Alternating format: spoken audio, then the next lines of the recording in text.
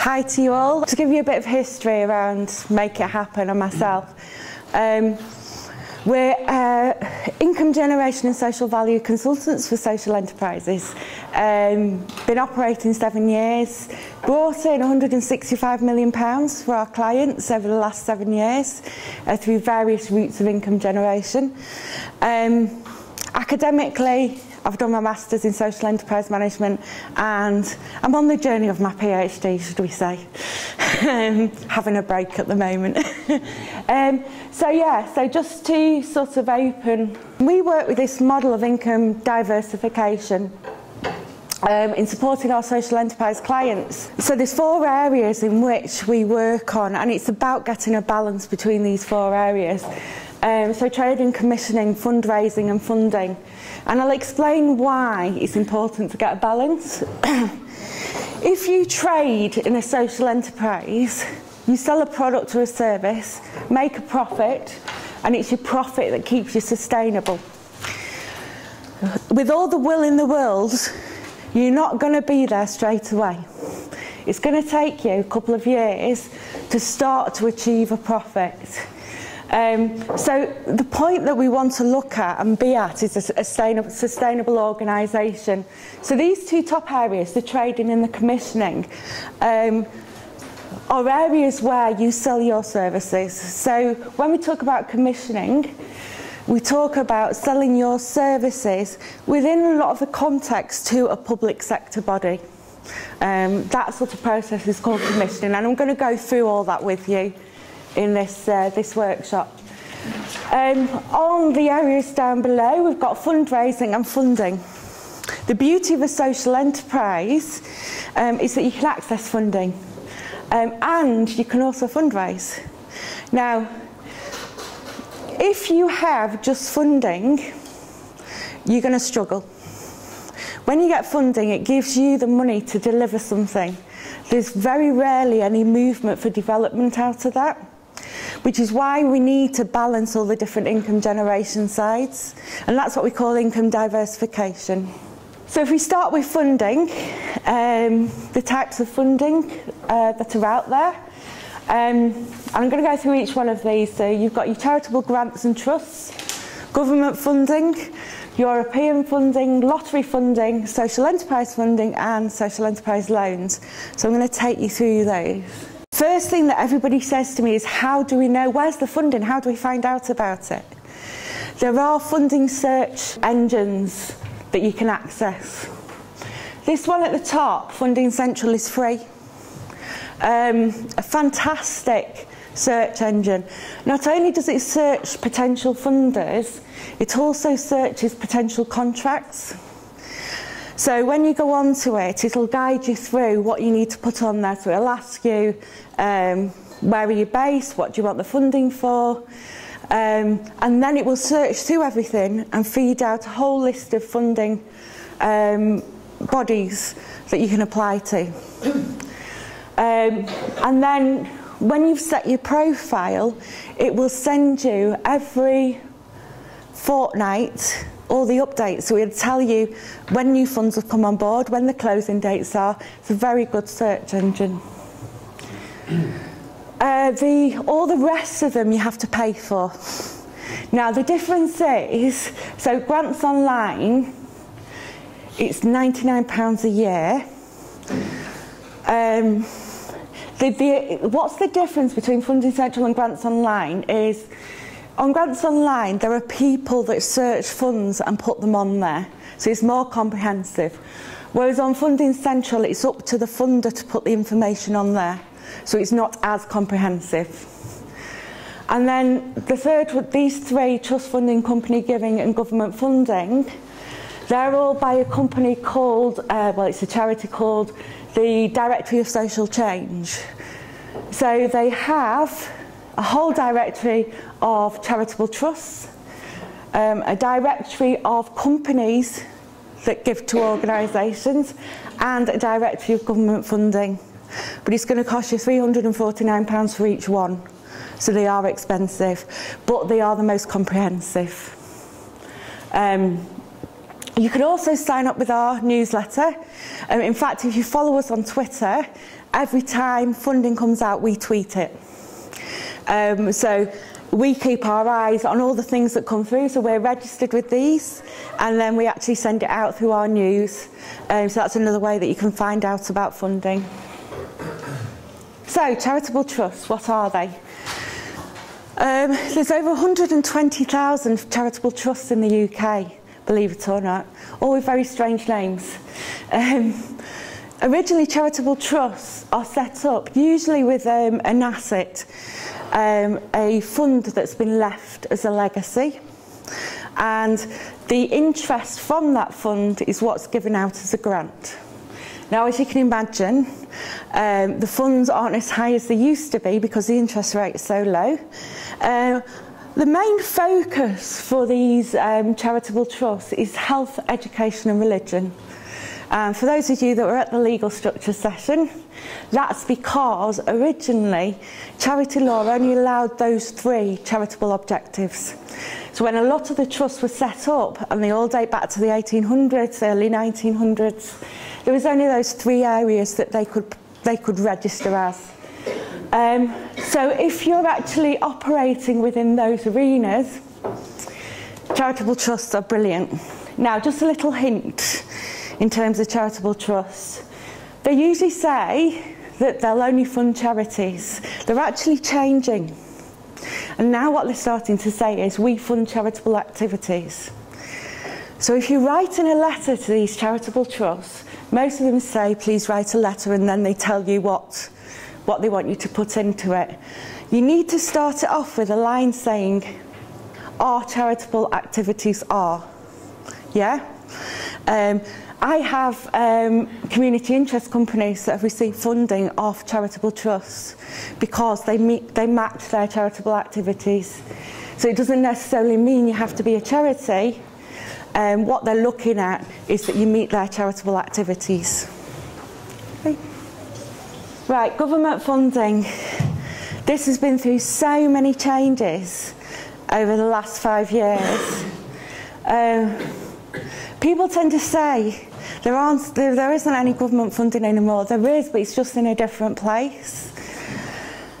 Just to sort of the key theme within government funding is under the big society. So the big society vision for the coalition government is to give power to the community. And that's brought around a lot of funding that's gone with that. So from that came out the Localism Act 2013. The Localism Act sets out a range of community rights. So the first 3 are really important. Community asset transfer is number 1. So basically what it says, and it's law now, that if there are any spare public service buildings that aren't being used, they can be transferred over to a charity or community interest company for £1. So that's now legal. So if you're looking for a building, you need to contact your local council and ask them for the directory of social assets or community assets. They will have a directory of buildings that are available to community organisations for £1. So directory of what? Community assets. They have to do that by law now. So that's the first one. The second one is a community right to buy. So that's for private sales, and this has been really useful in the buyout of pubs. So we've had a lot of communities buy out local pubs and use them as community centres. What the community right to buy enables you to do is to halt a sale for 6 months while you get the money together to purchase the property, and then there's support available for you to do that. The third right, which is quite funny, is the right to provide. So what this says is that if you believe that services within your community aren't delivering what they should be, you can actually go to the council and say, we can deliver it better. And they have to listen to you and go through the process of contracting you. So this is the website that you need to have a look at, My Community Rates. There's some really, really good case studies of how those rates have been put in place. A lot around communities taking over pubs. Really interesting one around community shares with pubs, where the community have bought a share to buy out a pub, and then they pay back in pints. So some really good stuff that's sort of going on around the place. So it's quite an aspiring website. Within that, at the moment, the funds are frozen because of the change in government. But what they did have attached to them, and I think they will continue, is a range of grants. So the first level of grant was £10,000 for you to get a community together to discuss taking over a community asset.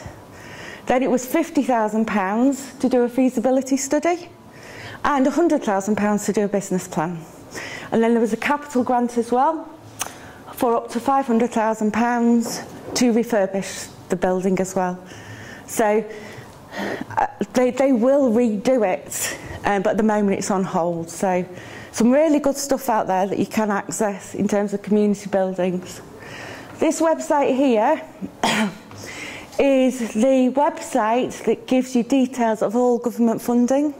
So if you click on there, it will give you a list of all government funding that's available in the UK, and you can browse through it. It's quite a good website. So, European funding. European funding is changing. It used to be around two huge projects called the Regional Growth Fund and the Regional Social Fund. So, all of the work projects that were around came through the Regional Social Fund. So all the projects about getting people back into work, a lot of learning opportunities. They've now changed, and it's now called investing in growth and investing in people. So these are the priorities for European funding until 2020. Information and communication technology, competitiveness of SMEs and low carbon economy, and then for investing in people, employment and mobility. There's a lot around social mobility that's coming out, better education, social inclusion and better public administration. And so these are the funds that are out at the moment. Creative industries funding. These are start-up funds for creative industries and grants. When they talk about creative industries, it's a wide concept of creative industries. A lot around digital media. There's a health fund in terms of integrating digital media into health. And there's quite a lot around film projects, around art projects. So that's Creative England that are running that fund. And then now we've got Erasmus Plus. We used to have Erasmus, it's now Erasmus Plus. That's grants for people to study, work, volunteer, teach and train abroad in Europe. What it offers is different themes. So there's at the moment, there's the young people's theme. So there's a lot around developing youth clubs because they've all been cut through local authorities. So this is the alternative for applying to if you want to work with young people. The European funding search engine here, Welcome Europe, again, it gives you all of the European funding. So you can just click on there and it'll take you through. So the big one, lottery funding. So there's quite a few lottery funders. Most people know the big lottery, which is the main funder, but there's also the Arts Council, the British Film Institute, the Heritage Lottery Fund, Sport England and UK Sport. This is the website here that tells you all the funding that's available. I just want to take you through current lottery funds, which is a lot of them. So, Awards for All, fantastic fund, up to £10,000, takes 8 weeks to come through. So, and it is what it says on the tin. It's awards for all. Well, most people, almost. Criteria. Number one is to provide increased access for opportunities for people to learn life skills. Number two is getting people together to tackle common problems. Number three is improving urban and rural areas. And number four is promoting active citizenship in healthier communities. So it's quite broad in terms of who can apply for it. We work with Awards for All quite a bit with our clients. We have about an 80% success rate, which is pretty good in terms of doing feasibility studies. So what they're saying, the lottery, is if you want to apply for the next one, which is reaching communities, you need to do a feasibility study and develop a business plan. Because reaching communities will ask you things such as, have you consulted with your beneficiaries? How do you know this is needed? How do we know you're the best people to do it? Is it value for money? They want a lot of evidence. So you can use Awards for All to bring people in or to pay someone to come and get that evidence for you. Reaching communities, again a big lottery fund, up to £500,000, it's brilliant. You can have that between 3 and 5 years. It has exactly the same priorities as Awards for All. They also have, when they're reaching communities, up to 80,000 you can apply for capital projects, so buildings, for example. So it's a very, very useful fund. Both the Awards for All and Reaching Communities are open any time, so you can apply for it at any time. They also do something called Commissioning Better Outcomes and Social Outcomes Fund. That's more for people working specifically in public services in terms of developing their models so they get better outcomes. There's Parks for People, up to £5 million for people to improve their local parks. Film Festival Fund, so there's money to hold a film festival. Grants for places of worship. Grants for the arts, up to 100,000. And then there's the Heritage Lottery Fund, which do some fantastic funds. So there's an initial one up to 10,000. Then there's Heritage Enterprise. Now, Heritage Enterprise is about enterprising, using heritage to form a social enterprise. So that can be, where they say heritage, it can be anything to do with physical items, museum, right the way through to cultural stories. Probably best to give you an example of one that recently, one of our clients got one through because they were a travellers community and they wanted to share stories and collect stories. And so they went around the whole of the UK and collected stories all the way around and produced a book at the end of it. So that's sort of a typical project that they're looking at.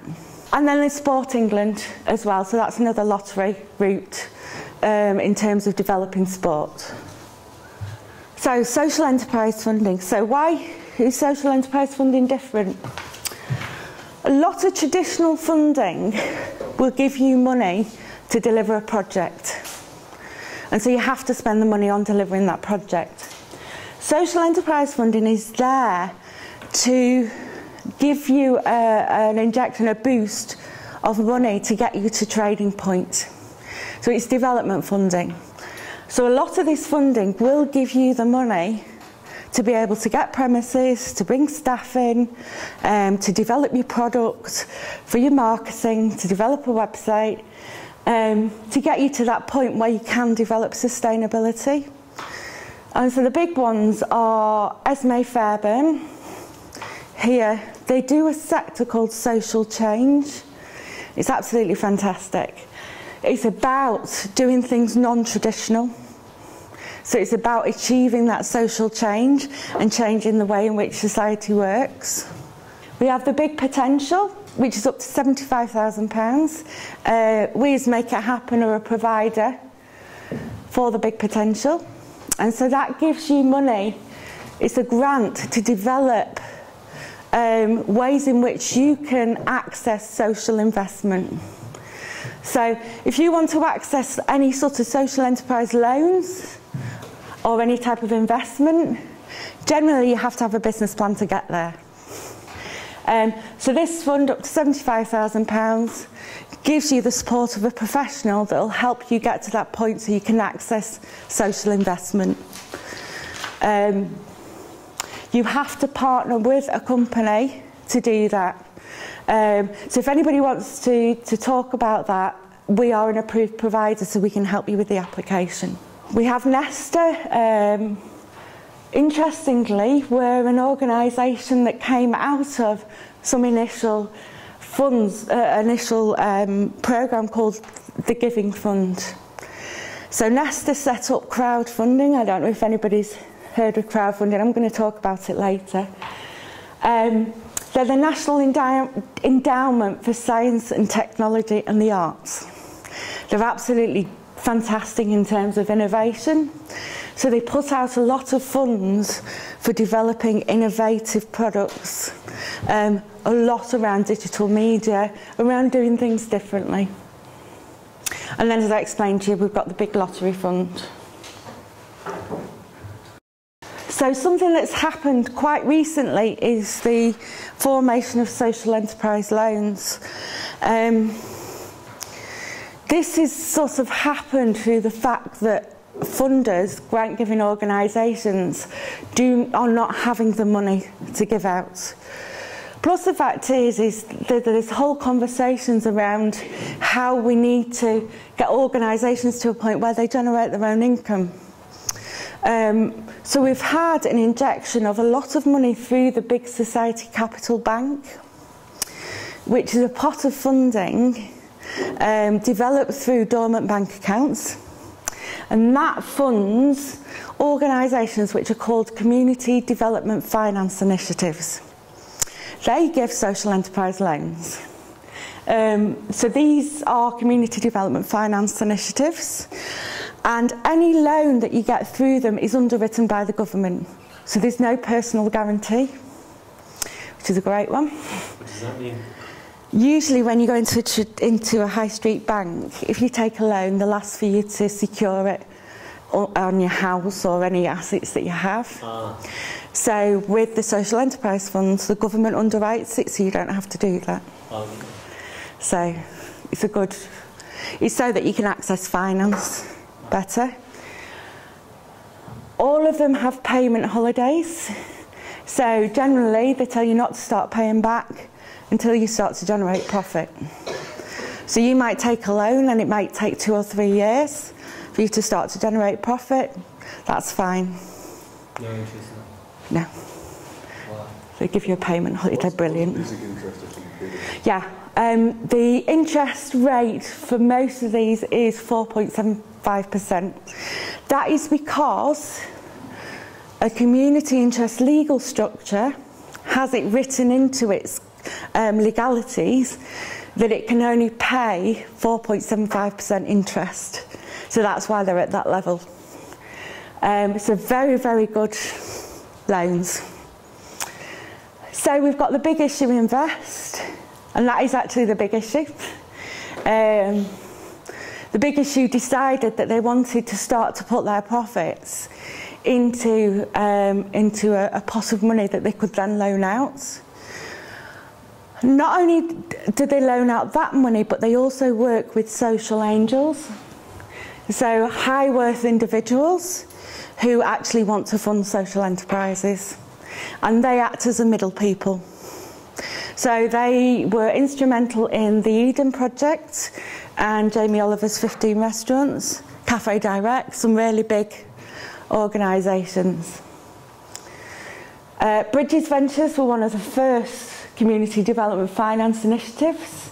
They do some really good funds. They do the Social Entrepreneurs Fund, But they also do one to help you develop social impact bonds, which I'll talk about later. Triodos Bank. Triodos are a social bank.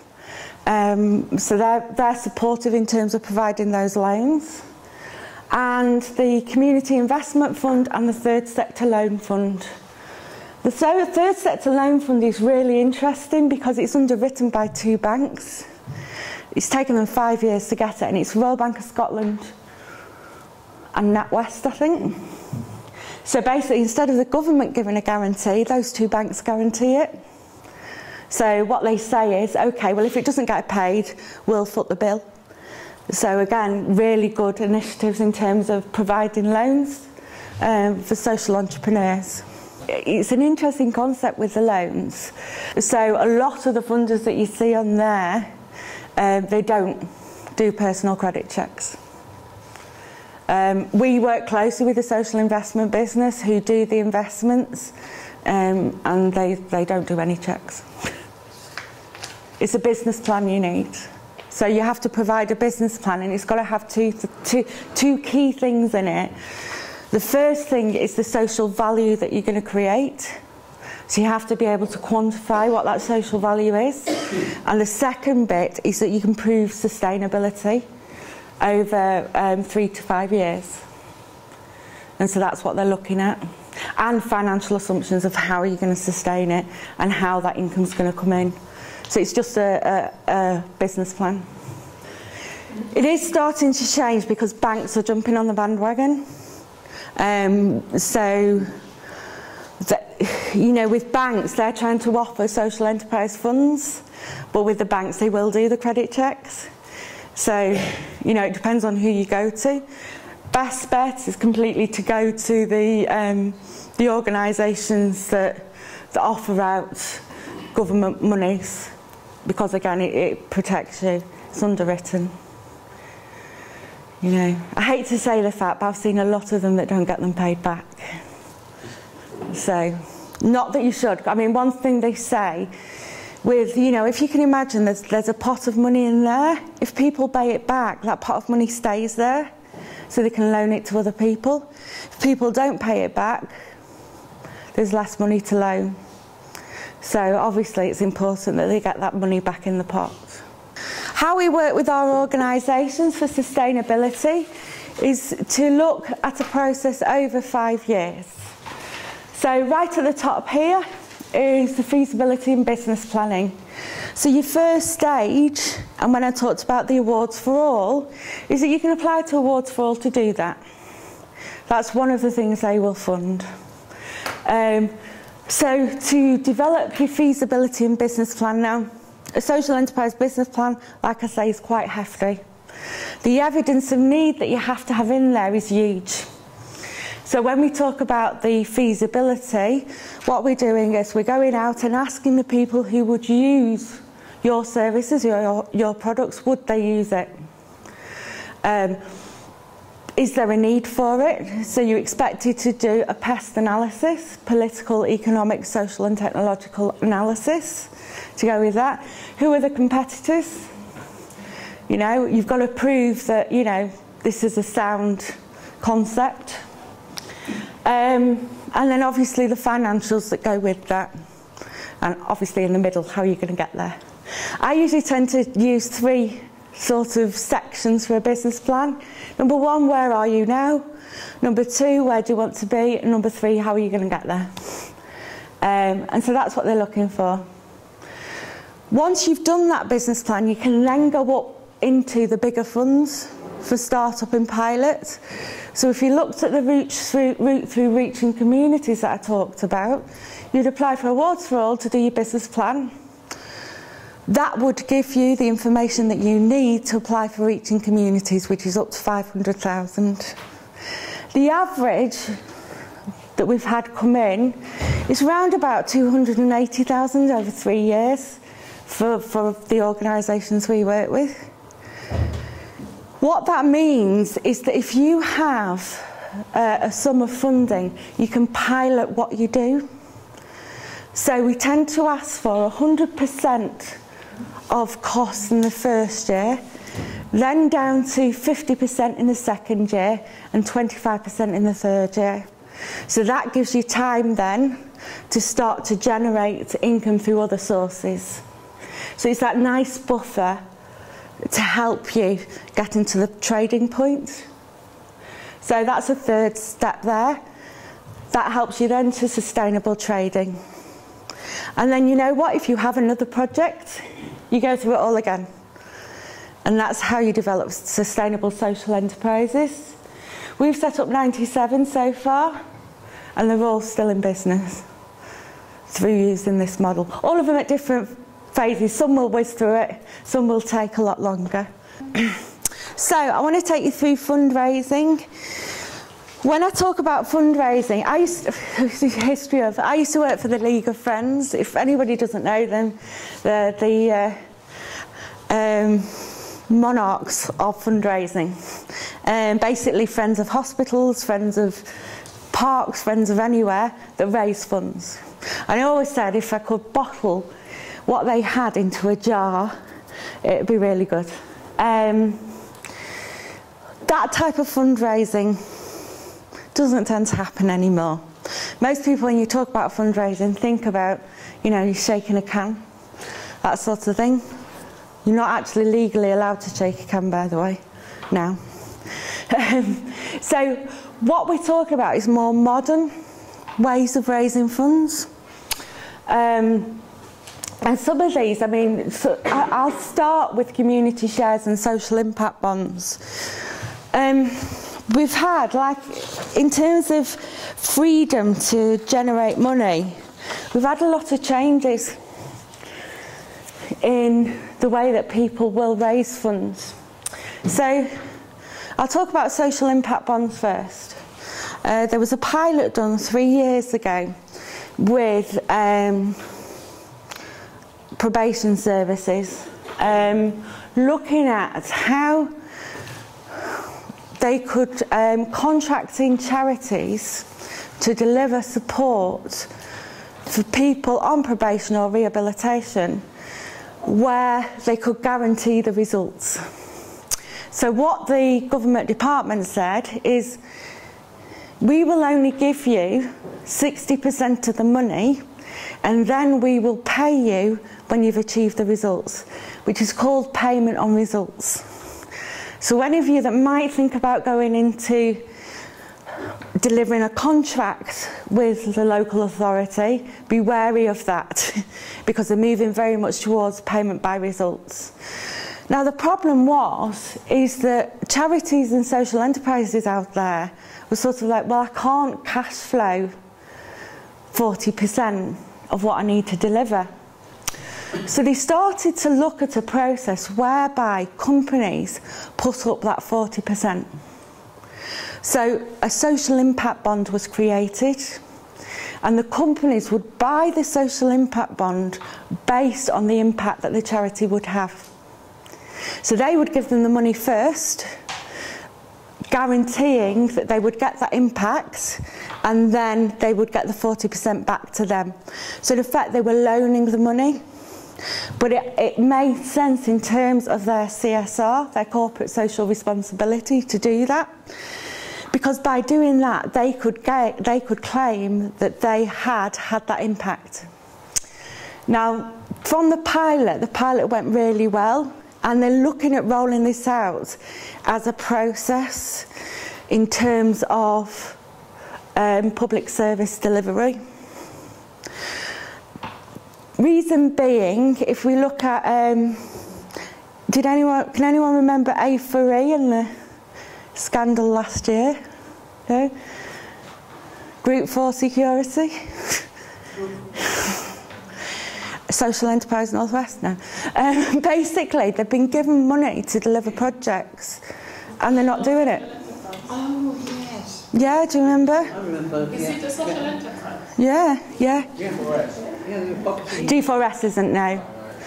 Yeah. What started to happen was, so the European social funding that came through would be given to help people back into work, or in the case of crime and justice, so that people don't re-enter into prison again. But it wasn't working because it was a tick box exercise. So people were going, yes, we have trained 5 people, you know. So what they said was, right, you know what? We're not going to give you all of the money. We'll give you so much, and then give you the rest when you can prove that that's happened. And that's what they're looking at going forward. So the rise of social impact bonds are huge. We look at them in a different way, in the essence that we develop social impact bonds for our clients as a form of fundraising. So I'll give you an example of that. Let me have a think. So Marie Curie is a good one because they do it. So Marie Curie, they have a catalogue of gifts that you can buy. So you can buy 1 hour of nursing. You can buy a bouquet of flowers for a patient. You can buy training for somebody. So what they do is they put them into a social impact. Now, so when you buy it, you get a lovely card and a certificate and a magnet to put in your fridge, which makes people happy. Yeah? And a lot of organisations are starting to click onto that. So they do alternative Christmas catalogues. So at Christmas, why not buy an hour's worth of nursing for somebody? And that's what we call social impact bonds. So it's about people buying your social impact. Is that funny? I was just thinking I'd let my kids know. It's true, yeah. Do you know, the reason why I laugh is my auntie's a Marie Curie nurse, okay? And she bought me a little block of wood for Christmas. And I was like... So I looked at it. I had a little message on it, and it said, every time you look at this, you know that you'd be helping somebody who's suffering from cancer. And it was really nice for her to buy me that. Granted the fact that it paid for her, you know. But I think in terms of fundraising, we have to look at different ways to engage people to give us money. And that's what the point is. I think gone are the days where we part with our money so freely. In fact, actually, research says that we don't. We're a society that wants something back now. Even if it be a magnet you put on your fridge, if it be a card, if it be something that makes you feel good about what you've done. Yeah? So what we've started to see is fundraising change to that. So whereas usually we'd be saying, can you donate money to us? 60p of the pound will go towards X. What we're actually saying is your money will do this. People say to me, can you only fundraise if you're a charity? And I think no. A lot of my CICs, community interest companies, use social impact bonds to fundraise. I think at the end of the day, it's not about what the organisation is, it's about what they do. So if you can quantify that, you know, and people believe in what you do, then they will give you money. Actually, I've got private companies that fundraise. So, you know, it's interesting in that concept. Community shares is on a different level, but a similar thing. So I'll give you an example. I've got community shares in Sheffield Renewables. Sheffield Renewables is a water dam project. And they needed it to be independent because the utilities companies were trying to stop it, obviously. So they had to raise capital independently. So they put out a share offer, and you could buy a share for £250 up to £2,500. They raised £125,000, which gave them enough to do the project through community shares. So that share guarantees me a return of 2% after 4 years. Most people will not take that. I have to say, in terms of research, in terms of community shares, most people will turn around and say, no, keep your interest, yeah? There are funders that will give you grants to develop that, both social impact bonds and community shares, because they're looking at ways that social enterprises can start to develop sustainability and look at generating capital from different arenas rather than funding. Some fantastic stuff, as I said before, the pubs that have put out community shares for the community to buy the pub. Near us we've got a toy store that was bought out by the community. Trying to think of another. FC United. Do you know about FC United? I have to say, because it's from my area, Manchester. Manchester United fan club tried to buy out Manchester United. They didn't raise enough money, but they raised £3 million in 48 hours through community shares. Huge. Some really good stories in terms of generating capital through community shares. Fundraising events. From experience, don't bother trying to do a ball. It takes a lot more time to do fundraising events than the money you get back. If you're going to do a fundraising event, go to the professionals. You can now go on and you can do things like walk the Great Wall of China, bungee jumps, all sorts of things, so where companies do them for you. They say to you, you've got to raise like £300 to cover the cost of it, you know, and then the rest of the money's yours. I would do that every time because they know what they're doing. Same with if you're doing an event. A friend of mine runs a publicist company that does charity events. She also has an agency of celebrities who also offer their time free to social enterprises and charities. I've been to one of her events and I've seen them raise 40 grand in a night. It's all about the people you get there. And it's hilarious. I sit there and I look and you've got these celebrities and all these people that it looks good in their social circle to give money. And they're just constantly pulling money out, and then the auctions come on and they try to outbid each other. And you just sit there and think, why did? Because it looks good in their social circle. So publicists know who to invite. So if I were you, if you're going to do an event, bring in someone professional to do it, because they will help you raise that money. There are professional bid writers out there. Yes. Me being one of them. Is there a training at university, funding? No. No, there isn't. No. Oh. The whole of the social enterprise sector is bizarre in people doing things who aren't qualified. Oh. So you've got to be very, very careful. Always astounds me, you know, why people bring, I mean, I've spent a lot of time getting my qualifications, you know, and I've been writing funding bids for 20 years, you know. Right. There is something called the Institute of Fundraising. There are 24 guides on how you should fundraise. So there's legal things to go with them.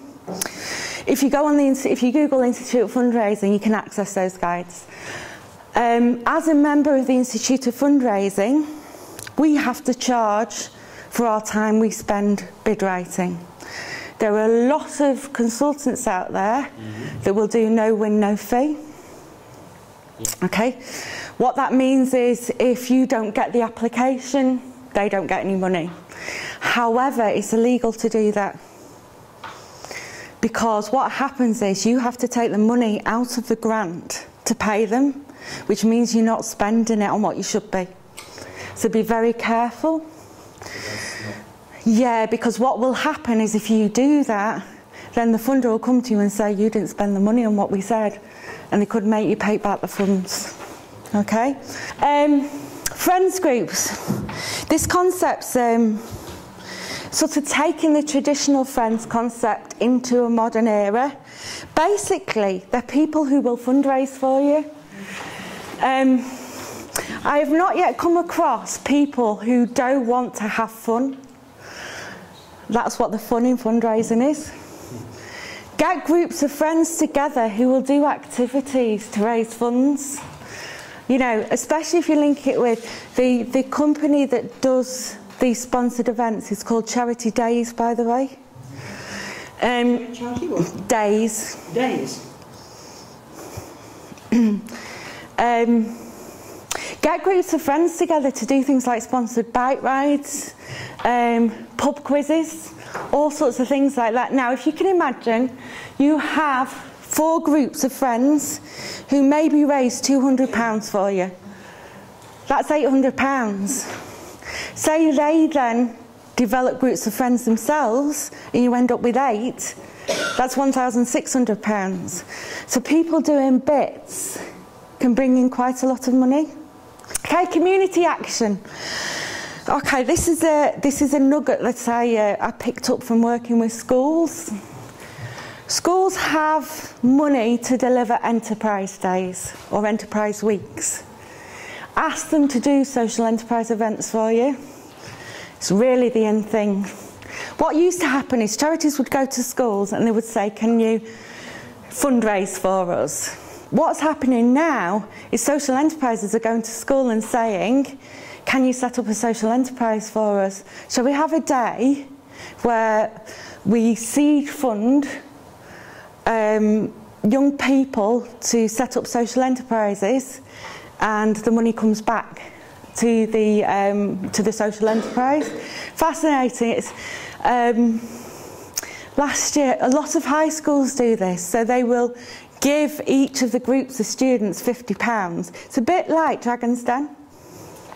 So here's £50, multiply that into £250. So approach schools to do that instead of asking for donations. They all have money to develop enterprise days. So there was an interesting thing that, who was it that did it last year? It might have been NSCCP. I thought it was really interesting. They actually put out a call for people to develop social enterprise for them. So they said, put in an application, we'll give you £1,000 if you can actually develop something that gives us £5,000 back. How clever is that? You know? So that's starting to work really well. What about the tax man on them? It's donations, it doesn't get taxed. Oh. Any funding, any donations, you don't get taxed on. Who handles the risks with the model we just said just now, whereby they give out £1,000 and expect £5,000? What happens to the risks? People do not actually lose something. Well, basically, what would happen was that they would sign a contract. So if they didn't, they would want at least £1,000 back. Yeah. So they could go and claim it back. So yeah. Next one. E-fundraising and social media. Okay? Social media is the biggest route to donations in the UK at the moment. 90% of young people will give online. However, they won't give if they have to have more than 3 clicks. It's so bizarre. Right, Just Giving. Has anyone ever been sent, can you sponsor me on Just Giving? If you don't have a profile set up, it takes you 5 minutes. Most people get fed up.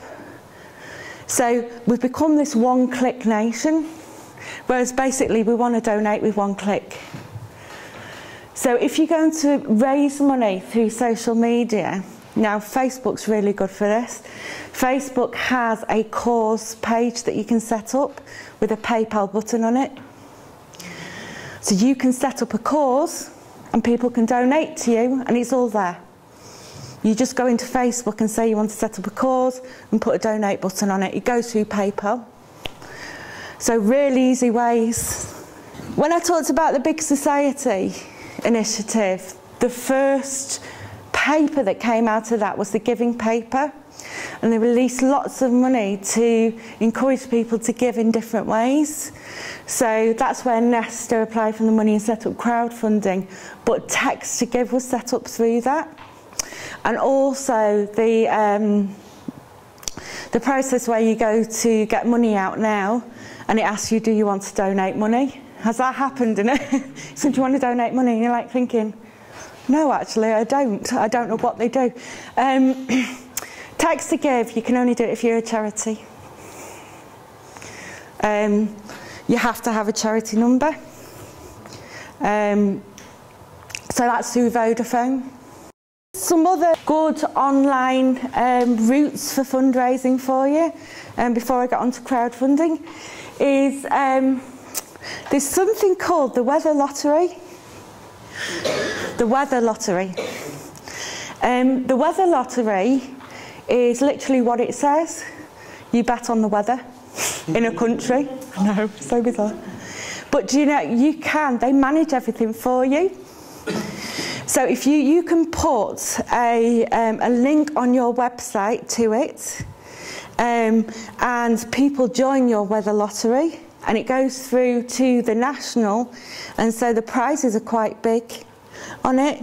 They charge you 40% for doing that, but you keep 60%. So it's a nice one where you're not actually doing anything apart from putting it on your website. All above board. And when you said about regulators in terms of funding, the only thing that is out there is the Institute of Fundraising. And they have something called a funding promise. So you can adopt the funding promise, and it's a tick. So you might have seen, look for it. If you see adverts for charities, they will have a tick, and it's the Fundraising Standard Board. It's not a regulator. Again, it's about people complaining to it if they don't believe that money's been used in the right way. We don't have any regulators. Social enterprise is even worse. What is it called?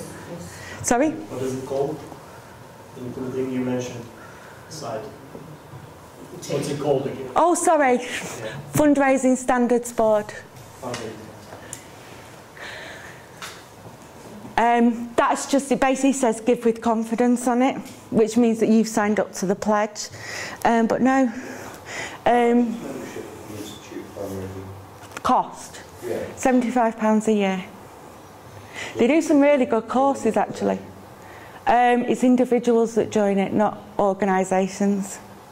It's the only one that does an accreditation in fundraising, but it's a professional accreditation. It's not an academic accreditation. So yeah, really, I think the sector's been sort of like, yeah, it's just there doing that. And it's very much had the viewpoint of we trust. In fact, I was talking about this. There's a paper by a guy called Alex Nichols, who's based at Oxford, called "We Do Good Things, Don't We?" ? And that's all about the lack of charities having to account for what they do. So it's an interesting paper. Membership, corporate membership, same as corporate sponsorship. Corporate membership is brilliant. If you have an opportunity that they can advertise through you, brilliant. I've got an organisation that works with young people. They have a database of 5,000 young people. Corporates pay £5,000 a year to be able to put an advert in their magazine or on their website.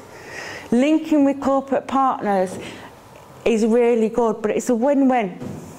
It's not like it used to be in terms of companies giving to charities. It's about a win-win partnership. Now, another little bit of nugget is the Public Services Social Value Act,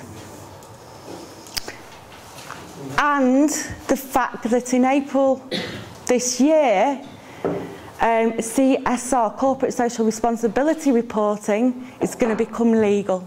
Okay? So the Public Services Social Value Act says that any local authority commissioning public services has to consider social value. What's that done? Housing associations are trying to get social value wherever they can because they want the contracts. Companies that want to contract with public services will want to buy your social value. So there's this big discussion around social value supply chains. Housing associations are trying to get social enterprises in their supply chain so they can say we've got social value. Okay, so there's a lot going on. And on the other side, in terms of corporate social responsibility, companies are becoming increasingly interested in putting back into the community. That's as well more about how we think as a community as well, and ethical purchasing. But yeah, if there's a win-win partnership where the company can benefit as well as yourself, then it's worth it. There's some really good partnerships. I remember one which was breakfast clubs partnering with Kellogg's. Makes total sense. So corporate partnerships again. And it's very tax efficient because they can claim tax relief on it. We now have social investment tax relief, which means that anybody who provides a social investment now gets tax relief. That only came into law this year. So, okay, I think I've covered them all. Crowdfunding. Crowdfunding is a web portal. There's lots of them now. There's about 20 of them now, all different ones. Basically, you put an appeal on it. So the one I always talk about, because it made me giggle, it was an appeal for buying a Spider-Man outfit for a children's party. This guy put on this appeal saying that he really needed this Spider-Man outfit to make children happy. He was double funded. Within 24 hours, people paid, gave him the money. So what it enables you to do is you put an appeal on it. There has to be a give back. So you have to say, if you give £5, you get this. If you give £10, you get this. If you know. And you get it out there through social media. So different sites. This here is www.crowdin.org. Basically has all the crowdfunding websites on it. It's a directory of crowdfunding. So Kickstarter is very good for art and film projects. There's ones for charities, and there's ones that actually, if you don't raise a certain amount, they won't give you the money, so be careful of those. There is Funding Circle, which is for private businesses. Have a look at them. I just go on them because I think they're fascinating. The only problem is they always want to give money. So, oh yeah, I really like that. And there's like pages of these appeals. Really, really good way to raise money, to raise capital to start projects. I think it's fair to say that of any crowdfunding, it's only as good as you put it out through social media. It can just sit there. Obviously, crowdfunding is starting to get supporters who will keep going on it to see what's on there. So social angels, basically people who like to invest. So you're starting to get that, and philanthropists as well. But the more you can market that through social media, you know, the better. And it does give you the one-click option as well, instead of having to go through quite a few. So Kickstarters, yeah, we'll go and have a look at that one. That's one where you don't have to offer anything. It's just people being passionate about what you're doing. So a lot of musicians will put an appeal on there to get funding for their album. Or you get filmmakers that want to say, so if and this is where social value is so important, if you hit the heart of somebody who says, well, actually, yeah, I really believe in that, I'm going to give you the money. So very, very different in the crowding fund sites. You know, probably you just have to go and have a look at them, because it gives you loads of ideas of how you can start to raise funds for your projects. Probably the best thing that's come out of the giving paper that the government did, apart from tax giving, but that's only open to charities. And this is where we're moving totally from a philanthropy world to social angels. You know, we're not just interested in giving to charities now, we're interested in giving things that actually make us tick, which is actually, that's what works here. So when I was talking about community chairs and social impact bonds, little bit of a story here. Okay, how have we changed as a world, and what's sort of leading this whole change in what we give to? So it goes back to the history of social accounting, and so sort of in the 1970s, I always look at white cups here. We could buy a cup. We were happy if it held a cup of tea. You know, if it was white, we didn't care. We just wanted it to hold a cup of tea because that's what we bought it for. When we get into the 80s, we start to see competitiveness in terms of commercialisation. So we start to battle in terms of price. So now you can buy a white cup that holds a cup of tea for half the price. I can buy one, get one free. We go into the 90s and we want our pictures printed on cups. Yeah? In the 2000s, we're a bit bored. We actually want a cup to save someone's life. And I go back to Fair Trade and the Alliance Forest. Cadbury's biggest thing they did was put Fair Trade on their dairy milk chocolate bars. As consumers, you know, we can get a cup for 10p. You know, we can have whatever printed on it. We can make our own cups. You know, that's not enough. We now want it to save the world. And that's why people are interested in social investment. Ethical consumerism grew by 89% last year. In a recession, it grows even more because we want to feel good. And if we give to something that's good, we walk around with a smile on our face all day. And that's how things are. And that's why it's changed. You know, so if we go on a crowdfunding site because we want to feel good about giving £5, who's to tell us what we can give to and what we can't give to? Yeah, and that's how it works. It also evens out the playing field, though, because women have a 50% better chance of achieving their funding on crowdsourcing platforms than from pitching. Yeah, so you can see that change starting to happen. In fact, I would say it's probably more effective than traditional fundraising routes now. You know, so we've just seen this huge change, which to me is really exciting. It excites me now that you can give to what you want to instead of people telling you what you should give to. You know, I have a friend who set up something called the Awesome Foundation. This is an American concept. Please have a look at it. Anybody can set one up. You get a group of 10 friends together who all give £50 a month, and then every month you spend it on something awesome. Absolutely amazing. £500 a month generated by 10 people on something awesome. You don't have to give any reason for why you give it on something awesome. Just the 10 of you agree to fund something awesome. Yeah, have a look at it. It's quite interesting. So that move towards social investment is hugely growing.